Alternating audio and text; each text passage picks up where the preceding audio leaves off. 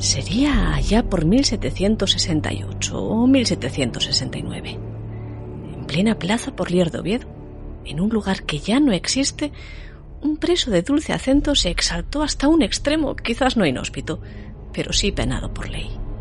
Y por la más santa de las leyes, por los tribunales que juzgaban la fe y el pensamiento. Claudio Seguín, que así se llamaba, aunque conocido por todos como Antonio, el de la Martinica, prorrumpió en insultos contra el mismísimo Dios. ¿A quién he de rezar? ¿A quién? No hay Dios. Dios es un hombre como yo. No tiene más poder para favorecerme que el que yo mismo tengo para poder favorecer a Dios.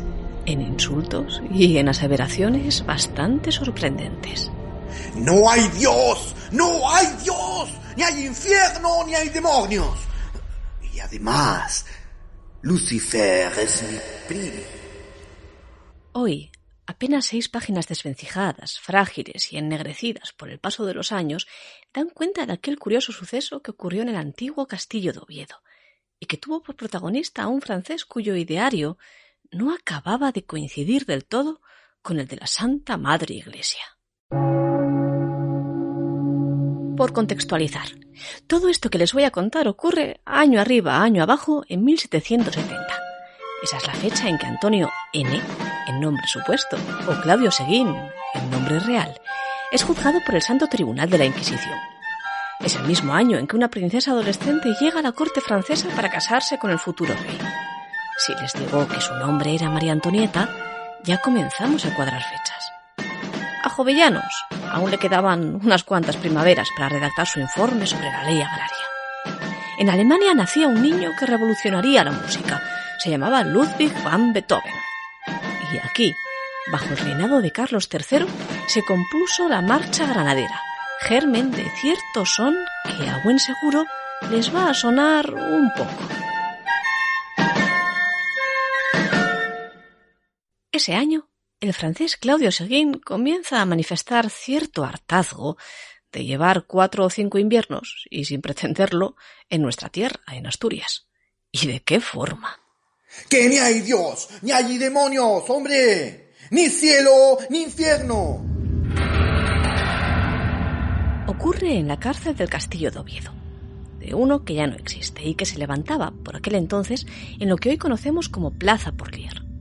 Aquella fortaleza, que ha sido muy bien estudiada recientemente por Evaristo Martínez Radío, había sido construida en la corte del rey Alfonso III, en el siglo IX, para proteger la capital de los ataques normandos, de los vikingos. En época de nuestro protagonista, Claudio Seguín, ya habían pasado unos cuantos años y estaba a punto de desaparecer.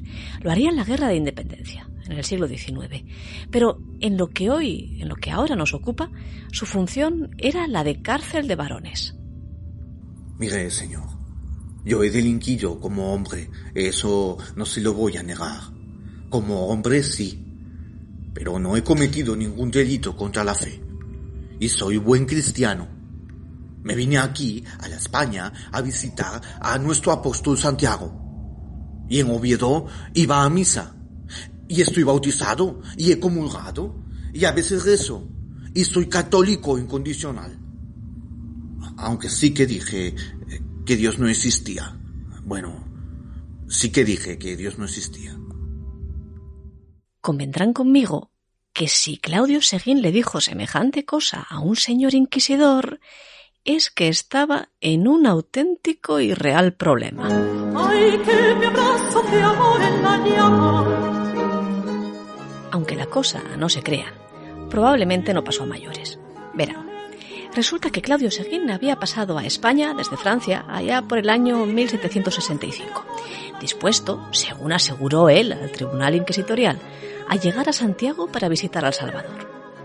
Era, decía él también, un hombre culto, un artista que tejía y que pintaba lienzos, platero, latonero y también buhonero en algunas ocasiones, que durante 8 años había rondado el país galo con su padre vendiendo libros, siendo analfabeto, y que, llevado por conocer los misterios que encerraban aquellas páginas, aprendió a leer solo, sin maestro, ni clases, ni pupitres.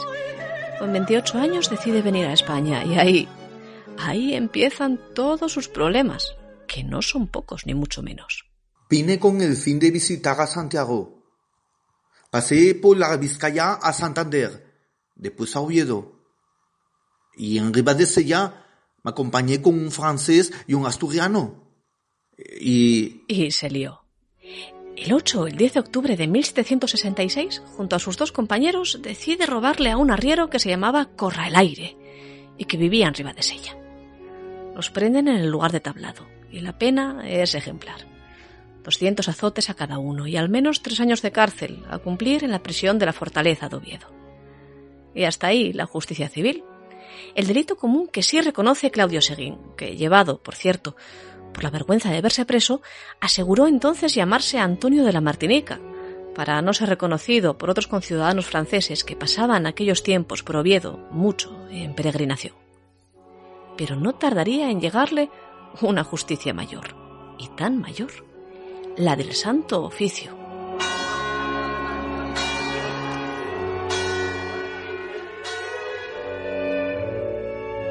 La primera denuncia llegó el 22 de febrero de 1769. Joseph Rodríguez, de 41 años, acusa al reo Antonio de la Martinica, que a lo largo del juicio confesará llamarse, en realidad, Claudio Seguín, de que, hallándose en la prisión del Real Castillo de Oviedo, en el patio, con varios presos, el francés había dicho que no había ni Dios ni demonios, y en esa y en otras ocasiones que la verdadera religión es la de Moisés, la antigua, que si ésta no había sido buena ley, ¿por qué la observaron entonces los antiguos padres? Es decir, la religión judía.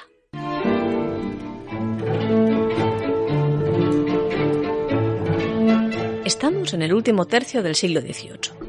Claudio Seguín ha tenido mala suerte porque para ese entonces el antisemitismo comienza a mirarse ya con malos ojos por parte de los ministros ilustrados. Han llegado las luces a España, por fin, pero no del todo. Y eso de que nuestro Claudio Seguín contemple con buenos ojos la palabra de Moisés, que liberara en tiempos al pueblo hebreo, pues como que no. Y menos para el Tribunal de la Santa Inquisición. A Seguín lo va a juzgar el inquisidor fiscal de Valladolid, como suele ocurrir con los casos habidos en Asturias. Pero eran ya horas bajas para el tribunal, que, para dirimir sobre los problemas de la ortodoxia católica, implantaran en 1478 los reyes católicos. Quedaban ya pocos judíos, porque se les había expulsado en 1492, poco después. Las religiones minoritarias eran, eso, muy minoritarias. Se castigaban entonces los pensamientos mágicos, las brujas, por ejemplo. Aquí en Asturias tuvimos al menos una que se encontrase de bruces con el látigo inquisitorial, 2 quizás, y los modos de vida heterodoxos también, y la Ilustración. Claudio Seguín había venido de Francia, donde poco quedaba, unos 20 años, para que estallase la Revolución, portando paños y portando obras de arte que le hacían acreedor de cierta sospecha, y para acabar de mejorar las cosas... Aprendí a leer sin maestro, para descubrir los secretos que escondían los libros que vendía con mi padre. No me sufran mucho por Claudio Seguín. En aquel tiempo la Inquisición ya no era lo que había sido en otros tiempos. Solo 4 personas fueron condenadas a morir en la hoguera durante los reinados de Carlos III y IV, que duraron entre los dos casi 30 años. Así que el caso de Claudio Seguín, quien fingiera su nombre por vergüenza, no llegó a mayores. O eso creemos, ya que no se conserva su sentencia en el documento que hoy se conserva sobre su causa en el Archivo Histórico Nacional. En aquel tinglado, al menos 4 presos más se conjuraron contra él. Diego del Valle, de 37 años, labrador asturiano, quien aseguró que el francés se enfadaba cuando se le proponía rezar. Diego Díaz Castañeda, de 33, del que se rió porque leía un libro de sermones, o Gregorio Martínez, de 23 años, a quien aseguró ser primo del mismísimo Lucifer. Y Juan Antonio del Cueto, cantero, de 48 años, que dormía con él en la prisión y al que le dijo que Dios, si es que existía, no tenía la capacidad de obrar milagros. No sabemos lo que fue de Seguín. Sí que el hecho de que asegurase ser católico impertérrito y haber venido a España para visitar a Santiago en Compostela y a San Salvador en Oviedo podría significar que quería rebajar una pena que en cualquier caso no sería de inmediato muy gravosa, aunque sí en el tiempo. Porque ser penado por la Inquisición suponía salir de prisión, si es que se salía, con una mochila muy pesada detrás y, desde luego, muy mala fama. Vígamos, brujas, heterodoxos y judaizantes, hombres acusados de amar a otros hombres o frailes que no aplicaban del todo correctamente, a juicio de la Santa Inquisición, su fe. El Santo Oficio nos ha dejado un ramillete de causas procedentes de Asturias que poco a poco, semana tras semana y durante los próximos meses, iremos desgranando en este podcast, que también es el suyo, el que da voz y nombre a quienes un día fueron juzgados por pensar diferente. Claudio Seguín ha sido el primero de esta lista, pero vendrán muchos más. Solo tienen que permanecer conectados y atentos para conocer todas sus historias.